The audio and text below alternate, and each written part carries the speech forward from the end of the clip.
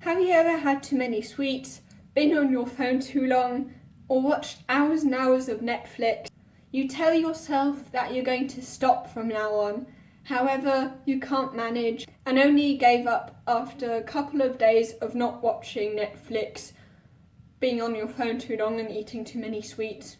It's really difficult to break bad habits, isn't it? How can we then break these bad habits that are so difficult to break for good? In this video, I'm going to show you 5 tips on how you can finally break those bad habits. So the first tip would be that you want to use habit tracking. That is because we can only manage what we measure, and whatever we measure improves. Habit tracking basically is whenever you've managed to not do a certain habit that you want to break, that you then tick that day on which you managed to do that. The reason why this works so well is because we really like to see these chains of consecutive days in which we actually manage to do it. The reason being that we become more confident, and in psychology we call this self-efficacy, and that basically means that you do a certain action that makes you feel confident, and that confidence then makes you confident enough to do that certain action again, and it's just this positive feedback loop of you taking action, becoming more confident, and because of that confidence then taking more action, because of having taken that action gaining more confidence again, and so forth. However, when it comes to bad habits, you don't only want to track when you didn't do it, but also if you do the certain thing that you wanted to stop. Writing down what the triggers may have been. There's so many different triggers that it's impossible to go through each of these to see which one it would have been, to detect which of these numerous different types of triggers it might be. But luckily, there are 5 very common triggers, and these 5 would be time, place, your emotional state, other people that were around you, and the immediately preceding action. So you basically want to track when you did it, where you did it, who was around you when you did it, how you felt when you did that negative behaviour, and what you did before you did that certain behaviour. You'll see why this is important in the next tip, tip 2, which would be that you have to replace bad habits. You can't really break bad habits, so actually the title is wrong. It should have been not breaking bad habits, but replacing bad habits. The reason is that this bad habit in some way satisfied a craving of yours, and if you just eliminate that bad habit without replacing it, then that craving will still be there. You'll still have that urge that is then unsatisfied, and that unsatisfied craving will then lead to you either having a relapse or simply forming a new bad habit that then satisfies the very same craving. And of course you want to avoid relapsing or developing new bad habits. So you want to replace this habit by finding a neutral habit that doesn't have negative consequences, but that also satisfies the same craving. Because the very thing that drives habit loops would be the craving. So basically the habit loop consists of the cue, the routine, the reward, and the craving in the middle that drives the habit. However, when you replace bad habits, the trigger and the craving will be the same one. The only thing you want to experiment with or change would be the routine and the reward that you get from that routine, which satisfies the same kind of craving. And that's why I told you in tip 1 that it's so important that you identify your triggers. Okay, so now that you know your triggers, how do you find out what exactly it is that you're craving? So the author of The Power of Habit tried it on himself. The habit he wanted to break was going to the cafeteria during work to buy himself a cookie. So he basically, for about 3 days, asked himself the very triggers that I told you should ask yourself to find out what the trigger is, and then he noticed that the trigger that always was there every single day that he did this bad habit was that he did it at 3 p.m. So this would be the time trigger. And then what he did then is experiment with different rewards for the next day that might satisfy the same craving. So of course he wasn't sure what the craving was yet, but he thought it simply could be that I'm hungry, or that I'm craving sugar, or it could be that I want to just take a break from work and that's why I go to the cafeteria to get myself a cookie, or that I'm simply seeking the social interaction that I get there, or it's simply because maybe I just want more energy. And then he kind of experimented with rewards by, for example, what could satisfy the craving of getting more energy, having coffee at 3 p.m, so he tried that. He also tried to walk around the block to see whether it simply was that he wanted to take a break. And then one time he would just simply go to the cafeteria, and instead of buying a cookie, he'd buy himself a donut to see whether it was the sugar he was craving. Then another time he would go and buy himself an apple instead to see whether it only was because he was hungry. And then he also just simply went to a colleague's desk to chat with him in case he craved the social interaction. And it turned out that it wasn't him being hungry, it wasn't even the sugar he was craving, nor was it taking a break from work. It simply was social interaction he had with his friends.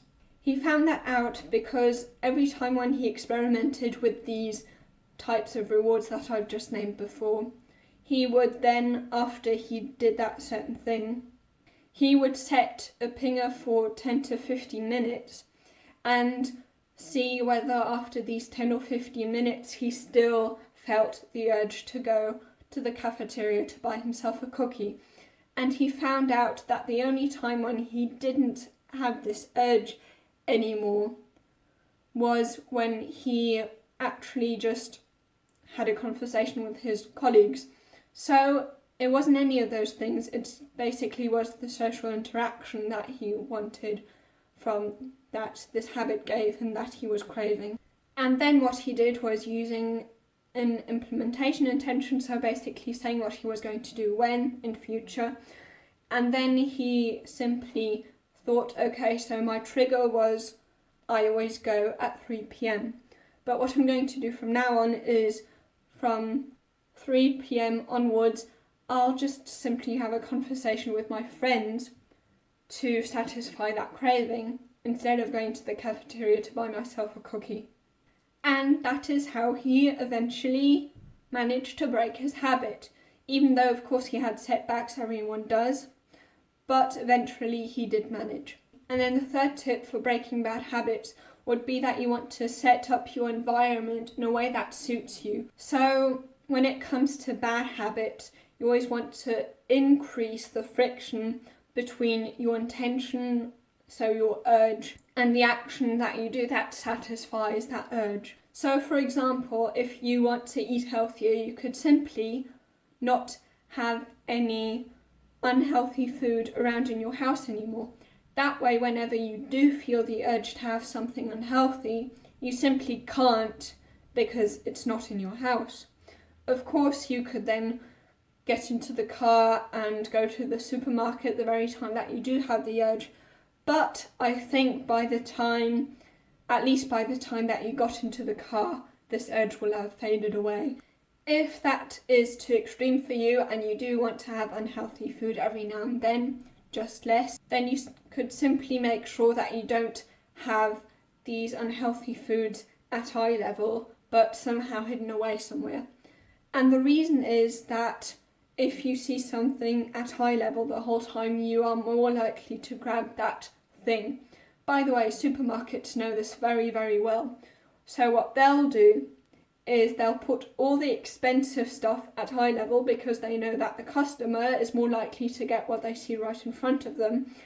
Whereas if you actually want to compare prices and then get the cheaper version, you would have to look through the whole shelf. And that's why they do that. That's why they always put the most expensive stuff at eye level. And another example is The average American watches 4 hours of TV a day.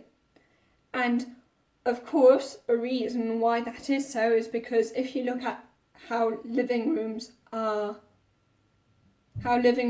designed, all the couches are faced to the TV, which of course, is obvious. I didn't have to tell you, which of course is obvious, and you might think, okay, so why are you telling me this?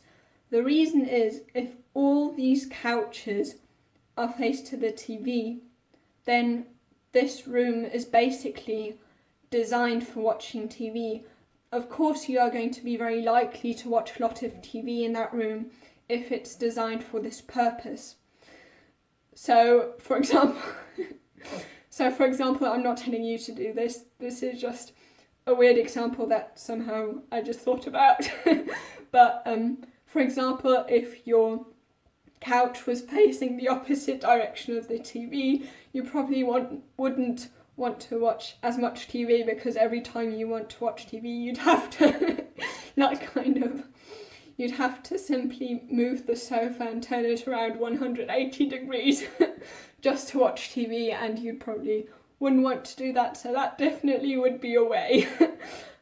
I wouldn't recommend it, it's entirely weird, I don't know how I got this idea, I wouldn't do it myself, but that would be a way of watching less TV. Of course, if you want to go cold turkey and you don't want to watch any TV at all anymore, then you could simply get rid of your TV. And then the fourth tip would be that you want to use the 10-minute rule.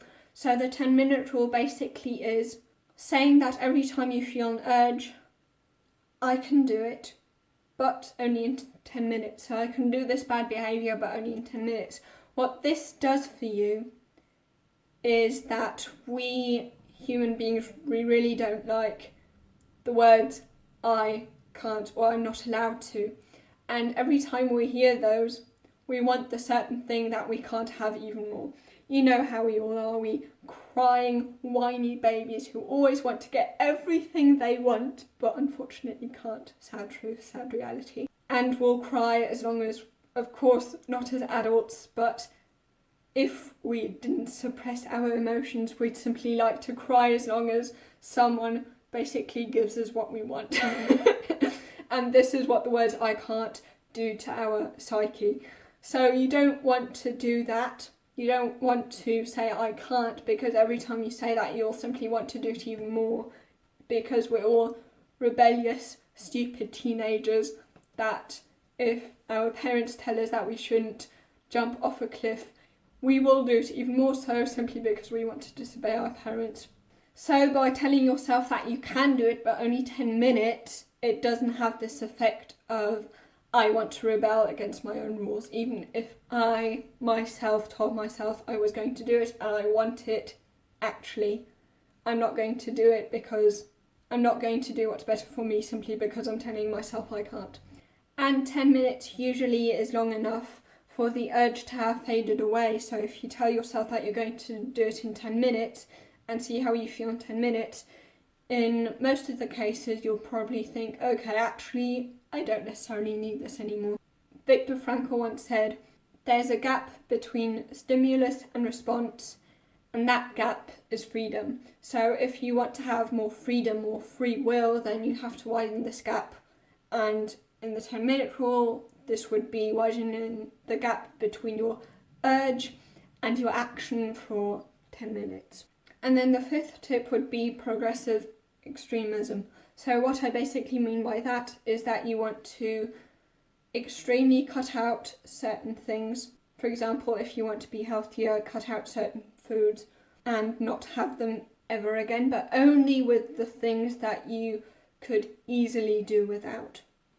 So things that you could easily give them up entirely.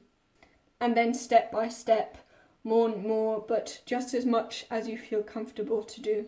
You always want to go brick by brick to make it stick, because habit change occurs slowly, rarely, or never. And the reason why you want to avoid that thing that is easy for you to avoid completely is that making decisions. So if you have the option to have this certain thing, you will probably have it because you're going to think, shall I have this or shall I not? Shall I have this or shall I not? And this will then very quickly lead to decision fatigue, a state in which you're so overwhelmed by all these various options that you end up not making a decision at all, and therefore just going by default, which would then be eating that various food that you actually didn't want to eat and could avoid, or simply doing that bad behaviour that you shouldn't be doing and that you could do without. Decision making is the only thing that prevents decision fatigue, because then when you're in the situation where a decision has to be made, you've already made it and you don't have to think about it again. As Michael Jordan once said, once I made a decision, I never had to think about it again.